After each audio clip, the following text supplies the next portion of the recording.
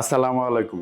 আমরা যারা graphic designer maximum সময় কালারের ক্ষেত্রে আমরা গুলিয়ে ফেলি। আমরা কি টাইপের কালার ইউজ করব, কোন কোন কালারগুলি ইউজ করলে আপনার ডিজাইনটা সুন্দর হবে। সো এই বিষয়গুলি সম্পর্কে আমাদের অনেকেরই ধারণা খুব কম থাকে। সো আপনি যদি প্রপার কালার মেনটেন না করে ডিজাইন আউটপুট দেন, আপনার ডিজাইনটা যত সুন্দরই হোক না কেন, কালারের কারণে ডিজাইনটা আপনার সুন্দর নাও লাগতে পারে। সো আমরা বেসিক্যালি আজকে কালার নিয়ে আলোচনা করব। আমরা ডিজাইনের মধ্যে ম্যাক্সিমাম 2টি থেকে 3টি কালার ইউজ করব। সো 2টি কালারের কম্বিনেশনে যদি আপনি একটি ডিজাইন করেন, ডেফিনেটলি আপনার ডিজাইন আউটপুট অনেক বেশি সুন্দর হওয়ার সম্ভাবনা থাকবে।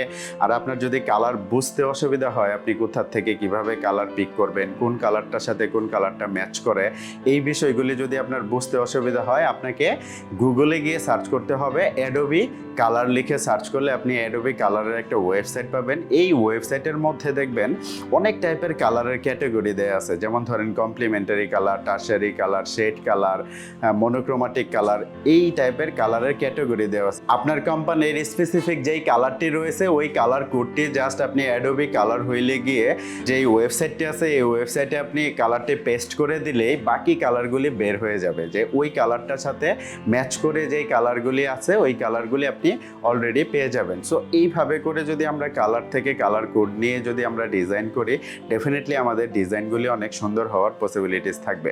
আপনাদেরকে আরও একটি সিস্টেমের কথা বলবো। এটি হচ্ছে আপনি গুগলে গিয়ে কালার প্লেট অথবা কালার স্কিম লিখে সার্চ করলে দেখবেন অনেক ধরনের কালারের শেড অথবা কালারের প্লেট পাবেন। সো এই জায়গা থেকে আপনি যে কোনো 2টি কালার পিক করে আপনি আপনার ডিজাইনে অ্যাপ্লাই করতে পারেন। সো আমাদের ডিজাইনের ক্ষেত্রে কালার খুবই ইম্পর্ট্যান্ট একটা বিষয়।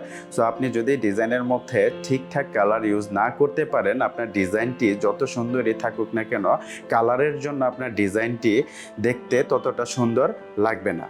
সো কালার অ্যাপ্লাইয়ের ক্ষেত্রে আপনাকে খুবই সতর্কতার সহিত এবং বুঝে আপনাকে কালার অ্যাপ্লাই করতে হবে। আরেকটা জিনিস আপনাদের সাথে আলোচনা করব, এটি হচ্ছে কালার হুইল।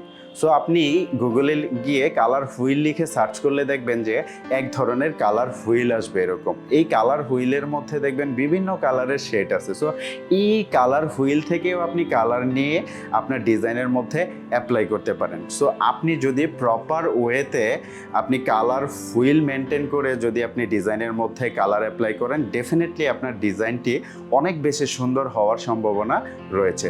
সো আমরা যারা নতুন গ্রাফিক ডিজাইনিং শিখতেছি অথবা আমরা যারা গ্রাফিক ডিজাইনিং শিখে গেছি তারপরেও আমাদের ডিজাইনগুলি সুন্দর হচ্ছে না, আমরা কালার হুইল অথবা কালার প্লেট মেনটেন করে আমরা যদি কালার সিলেকশন করি, ডেফিনেটলি আমাদের ডিজাইন অনেক বেশি সুন্দর হবে। সো আজকে এই পর্যন্তই। সবাই অনেক বেশি ভালো থাকবেন, সুস্থ থাকবেন। আল্লাহ হাফেজ, আসসালামু আলাইকুম।